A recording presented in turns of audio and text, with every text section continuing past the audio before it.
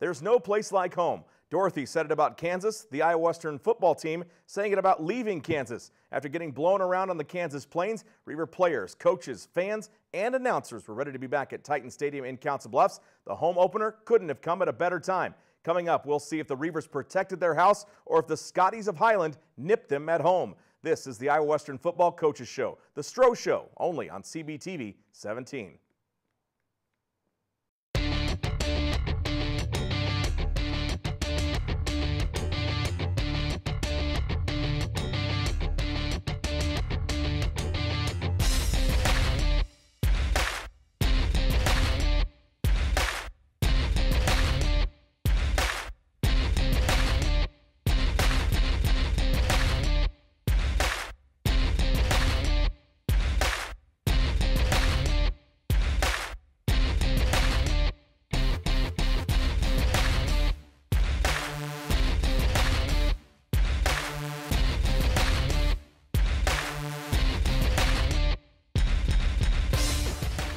From 2012 until the conclusion of 2014, the Iowa Western Reaver football team had lost only 2 games, 34-2 overall. Since 2010, 56-6. Needless to say, Reaver fans have been a little bit spoiled. I'm Jake Ryan, one of those spoiled Reaver fans, along with the enabler, the head coach, Scott Strohmeyer.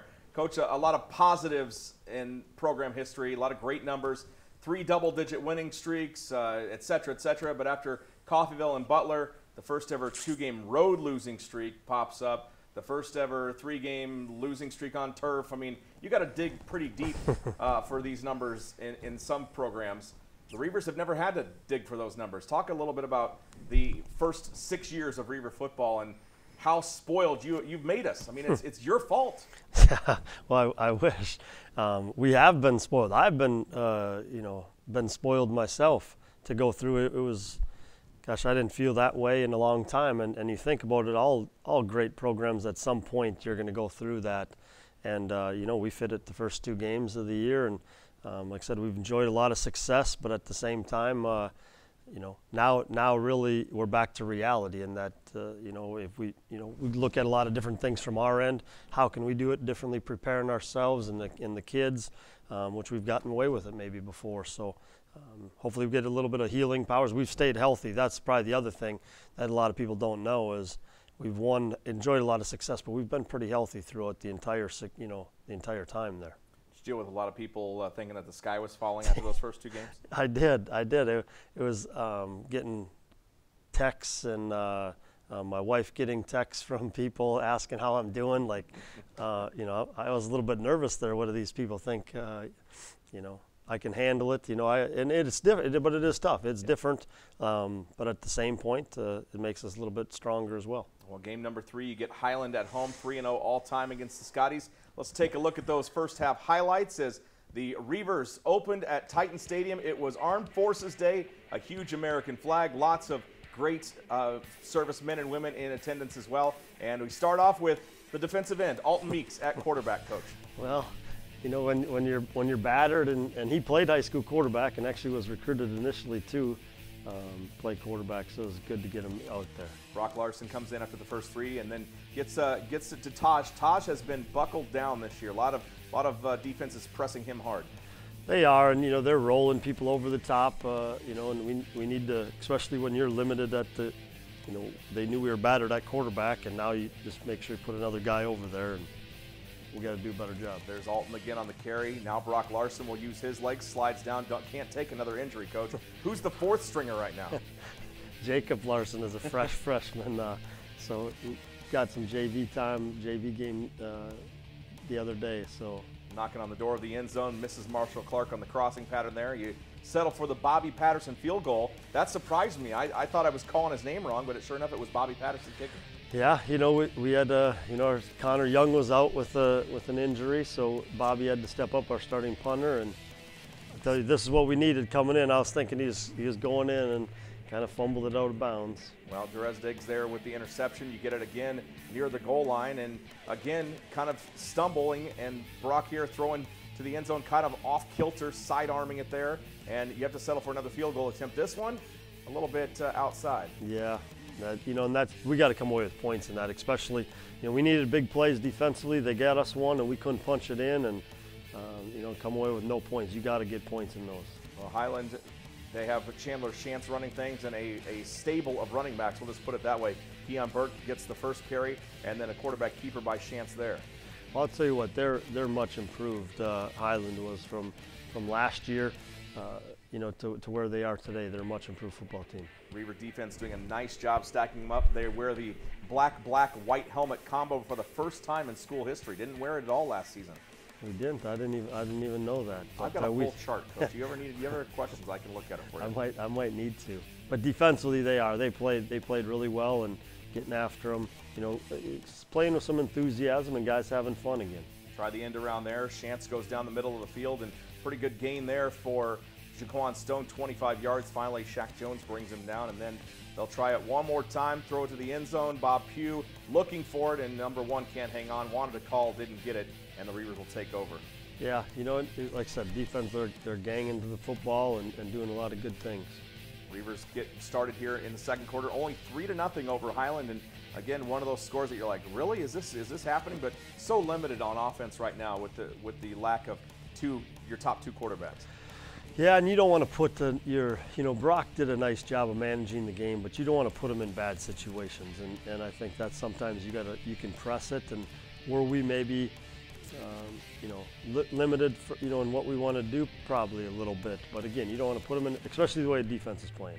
Here's the first miscue on a snap this season as Patterson has to track it down. Finally, he gets on top of it, but a loss of 16 instead of getting the fumble away, or excuse me, instead of getting the punt away. Well, and you can't have those. It changed field position, but then defensively comes up, gets a nice sack on the first one. And then Bob Pugh again, a little short wide receiver pass here, gets into Reaver territory. So Chandler Shantz doing a pretty good job keeping his team alive. He is. Like I said, they're much improved offensively. We didn't see a lot of what they were going to do offensively. So they ran a bunch of stuff that maybe we haven't seen on film as well. Shantz this time can't get his legs going, and a quarterback sack. Abe Freeman back on him. Yeah, Abe had a good day. He brought some enthusiasm, was a little bit more vocal in pregame, and it was good to see him make some plays. That's what you need, is some of those guys really stepping up, isn't it? At this time of the season, things are going south. You need a couple of guys that are going to be positive and be a good influence on people. Exactly. Great catch here down the sideline. Get the pass interference call as well, but fantastic catch on the outside by Malcolm Moore. Yeah, it was. And Brock gave him an opportunity, and that's what you got to do, is you got to give him an opportunity to make the play, and they did. So the Reavers continuing. John Nazambo getting some time. He's a very powerful runner. Likes to lower his head and just kind of push people back. He is. We had. It was good to see him. He's going to run hard. He's going to get some time this week as well. So Nazambo this time inside the 10, finally get inside the red zone, and then Alton Meeks will head to the left, and it's, he did throw a pass in the game, but they knew he was coming at him every time that he lined up. Oh yeah, they did that, and that's just the way it goes. I knew it wasn't going to take them long to figure it out, but it's good to get points out of it. We're 6-0. Yeah, Patterson with his second field goal of the game. It's 6-0 as the second quarter begins to wind toward halftime, and they are doing their best, Highland was, to try to get things going, but Reaver defense really swarming to the football. They did. Like I said, 6-0, and they never really threatened us too much at all. No. It looked pretty good. There's a ball loose on the ground, and I'm almost positive that you guys got on top of that one, correct? Yeah, we did. Only one turnover for the Reavers in the entire game. You guys got a couple of interceptions, and we're going to see one of those interceptions coming up. But thoughts on the first half? Well, please defensively and offensively, we just didn't. You got to punch in those in the end zone. That's really the big thing. You come away with, if we get 3 times we're inside the 10-yard line, you get 3 touchdowns. It's a totally different ball game. Absolutely. The points didn't come in bunches, but the Reavers led by 6. Would the Reavers get points on the board, or are we looking at second half trouble? We'll check the second half when we come back. More Stroh Show right after this.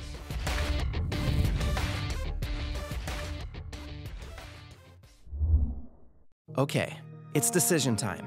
I want to experience a 4-year college in 2 years. I want to live on campus but get to my career faster. I want to get started now.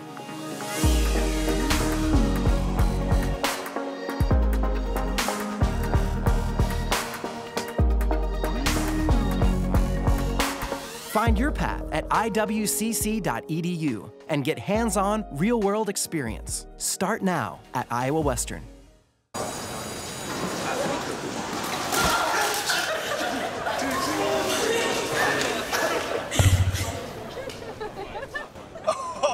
That's low. That's low. That's low. Look, he's blushing. Seriously. Okay.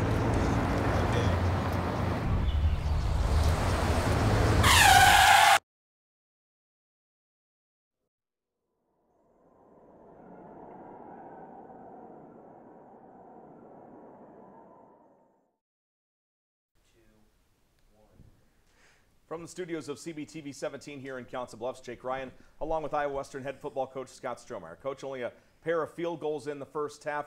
I mean, talk about spoiled ever since about 2010, and I know it wasn't video game-like in 2010, but the offense has come in bunches. It seems like you can almost just get it at will, even against the tougher opponents.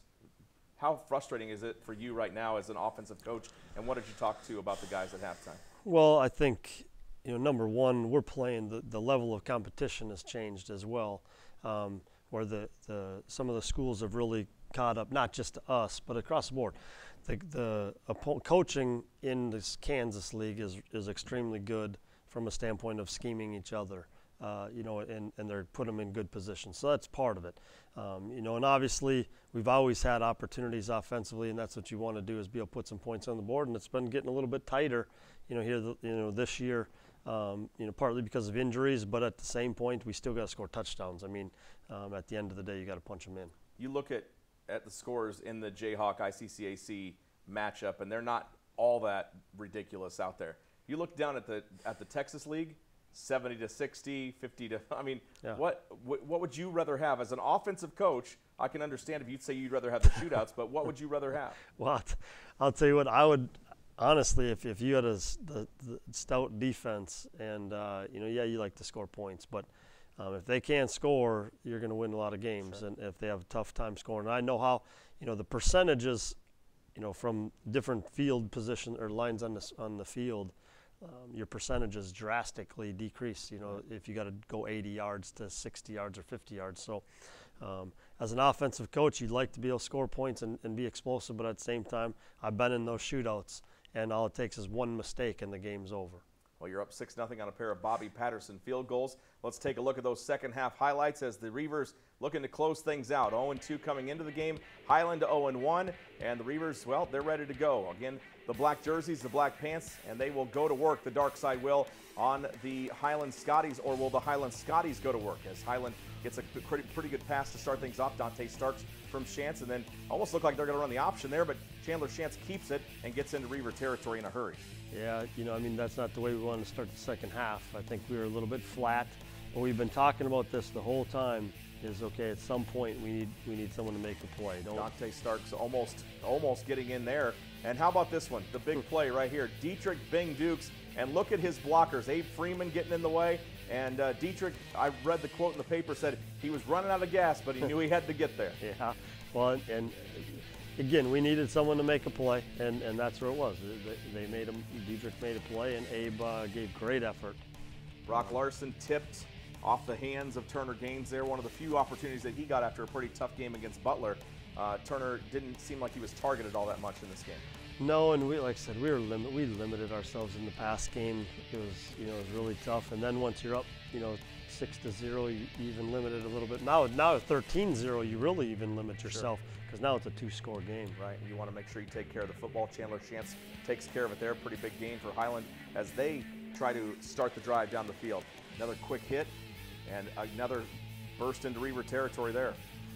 Yeah, again, but then we need someone to step up and make a play. They're driving again, and then we get Abe comes through with another sack, and getting hits on the quarterback, another one here. So again, the defensive line really.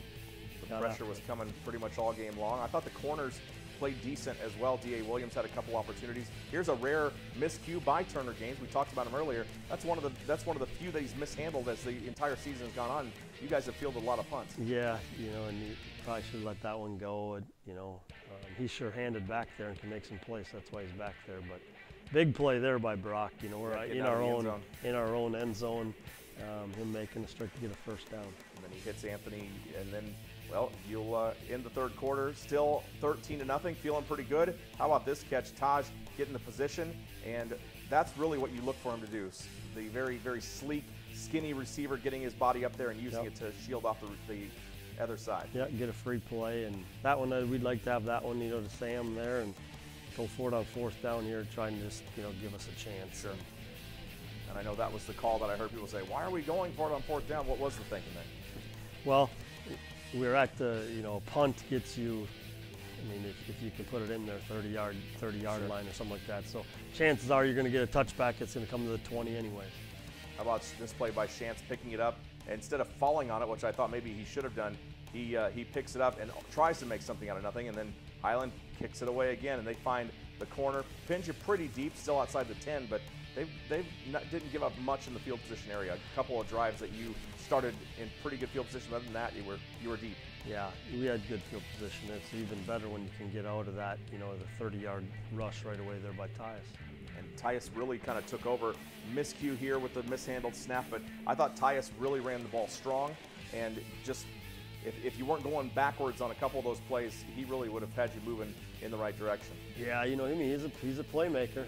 He's really a good.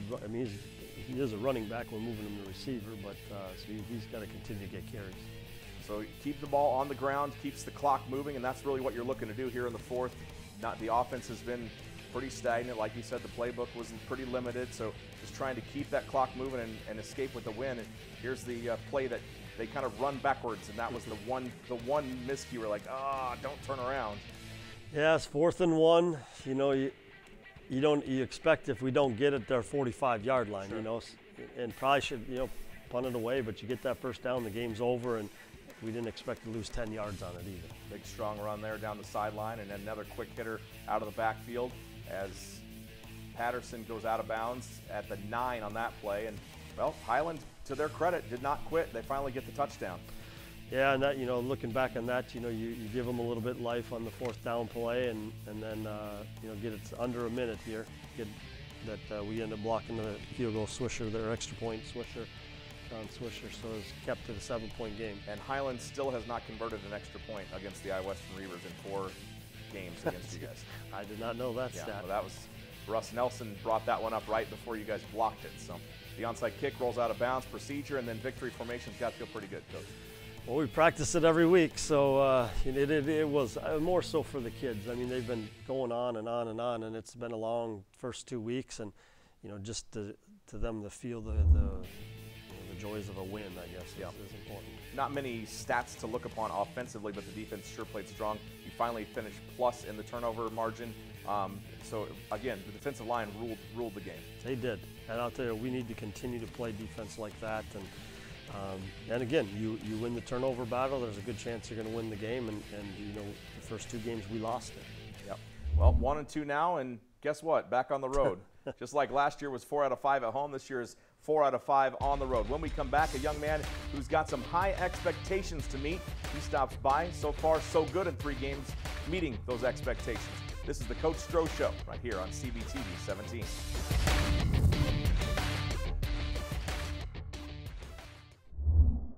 Okay, it's decision time. I want flexibility, more doing, hands-on experience, and working sooner. I gotta make a choice. I want to get started now.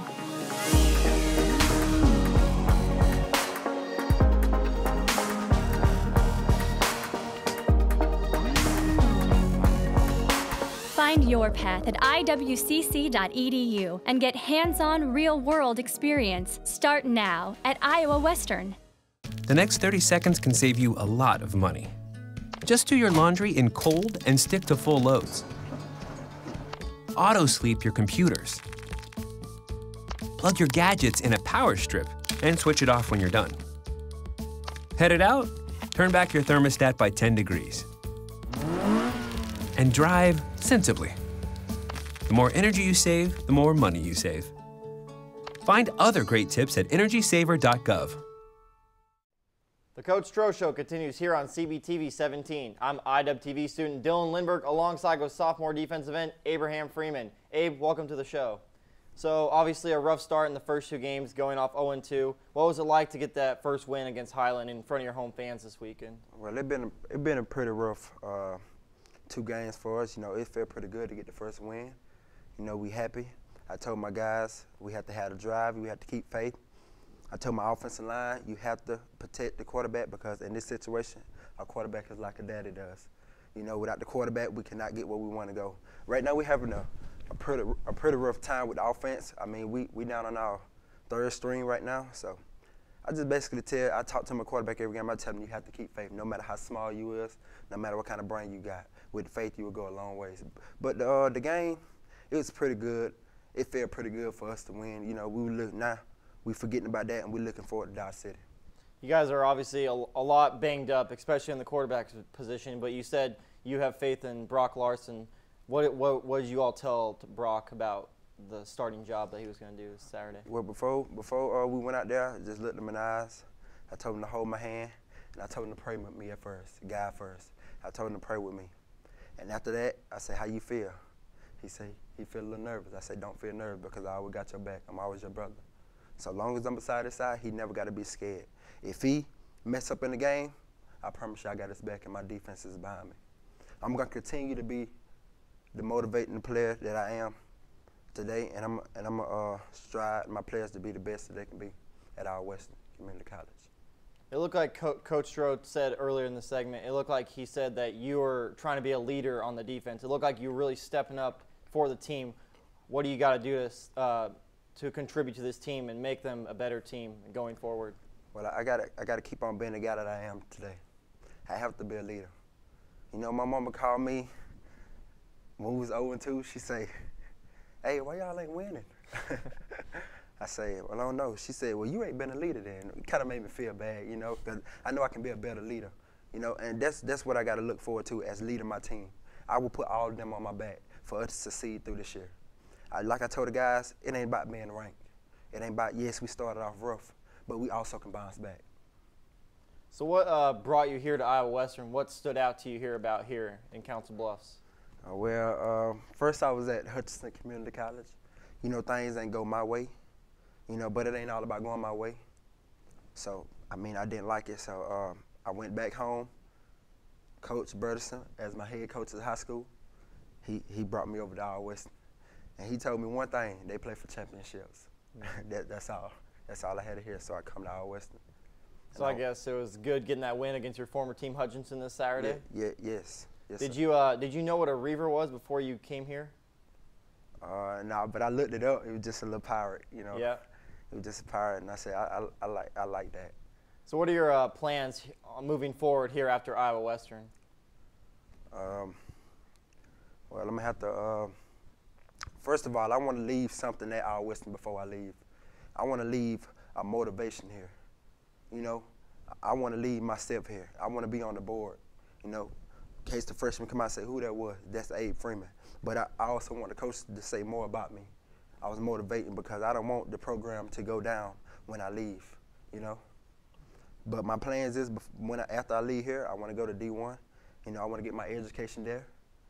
And I want to, you know, if I can go to the league, I go to the league. But I'm going to work hard to get there. All right, well, thanks again for joining us today, Abe. We're looking forward to seeing you get the quarterback this weekend in Dodge City. Yes, sir. Coming up after the break, Jake Bryan and the coach are back to talk about what's next for the Reavers. We'll be right back.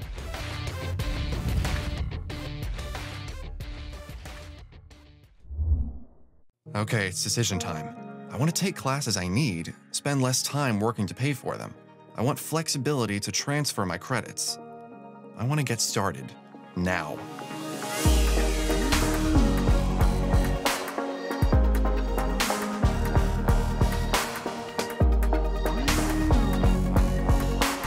Find your path at iwcc.edu and get hands-on, real-world experience. Start now at Iowa Western. Here's your check.